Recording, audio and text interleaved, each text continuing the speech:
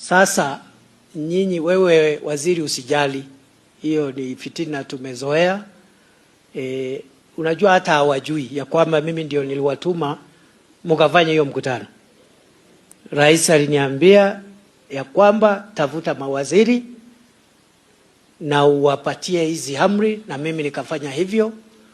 Vile hawajui, tulikuwa na mkutano yetu kabla mkuwe na mkutano yenu.